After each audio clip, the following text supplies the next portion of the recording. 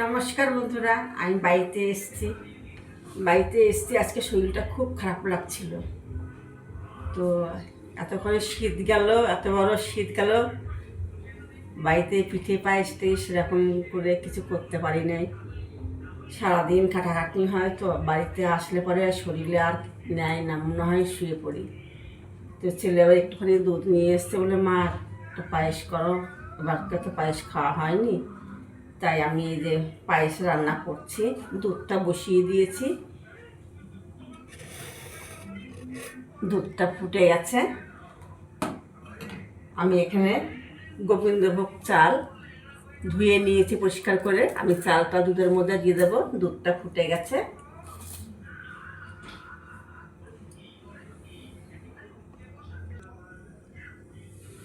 ছোট ছেলে বাড়িতে এসছে অনেকদিন পর, শীতের মধ্যেও আসতে পারিনি, তাই দু প্যাকেট দুধ নিয়ে এসছে, 250 গোবিন্দভোগ চাল, আর পাটালি কিনে নিয়ে এসছে 500।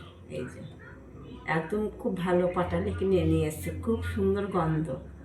তো চাল আর দুধ ফুটে গেছে, আমি দুটো তেজপাতা দিয়ে দিচ্ছি। খেজুরের পাটালি দিয়ে পায়েস করলে কিছু লাগে না, কিশমিশ কিছু লাগে না, প্লেন করেই করছি। চালটা ফুটছে।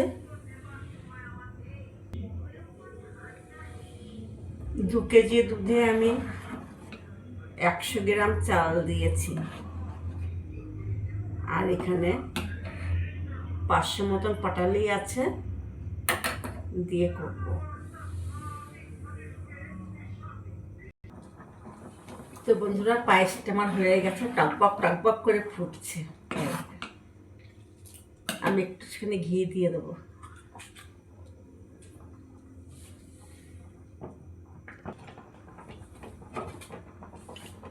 হাফ চামচ মতন ঘি দিয়ে দিলাম।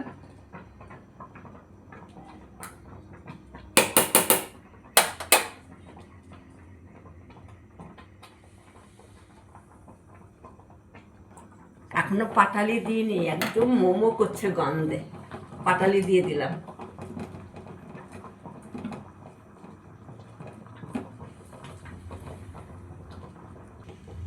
তো বন্ধুরা, পায়েসটা আমার কত সুন্দর হয়ে গেছে। গ্যাসটা আমি নিভিয়ে দিলাম। একটুখানি আমি পায়েস টেস্ট করে বলবো কেমন হয়েছে। কেমন দেখো,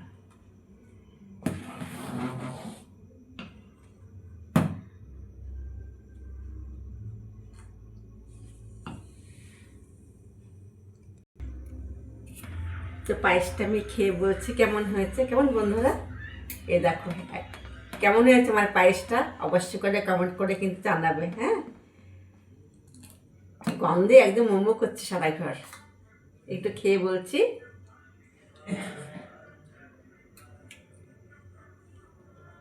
হেভি হয়েছে।